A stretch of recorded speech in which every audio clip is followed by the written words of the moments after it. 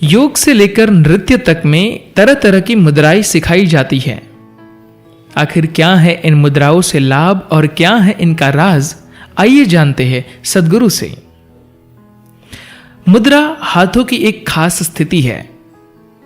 योग में मुद्राएं आपके शरीर को एक खास तरीके से व्यवस्थित करने के लिए होती है। आपने देखा होगा कि शास्त्रीय नृत्य में भी अनेक तरह की मुद्राएं होती हैं। आप सिर्फ अपनी हथेलियों की स्थिति बदलकर ही अपने सिस्टम के काम करने के तरीके को बदल सकते हैं।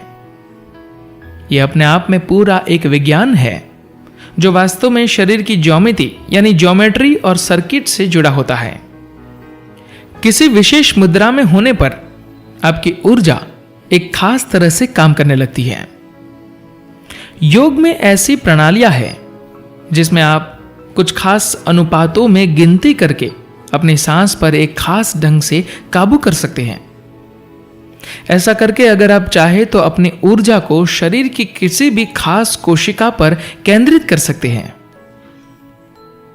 हमारे हाथ खाना खाने और शारीरिक काम करने के अलावा और भी कई चीजों को करने के काबिल होते हैं।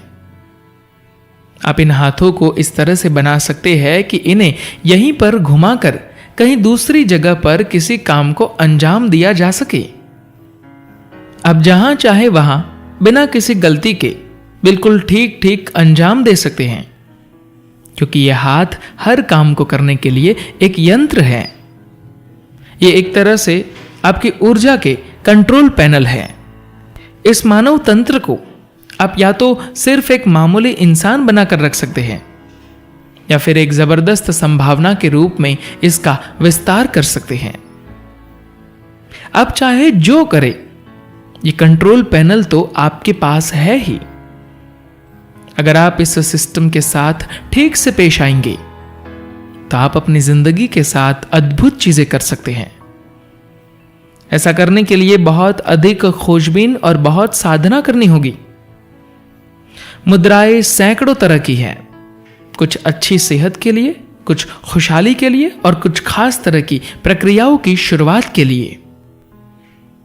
जिंदगी के अलग अलग पहलुओं के लिए अलग अलग मुद्राएं होती है। भारतीय संस्कृति में हर चीज के लिए एक खास आसन, एक खास मुद्रा, सांस लेने का एक खास तरीका बताया गया है ताकि इंसान अपनी बेहतरीन क्षमता को प्रकट कर सके।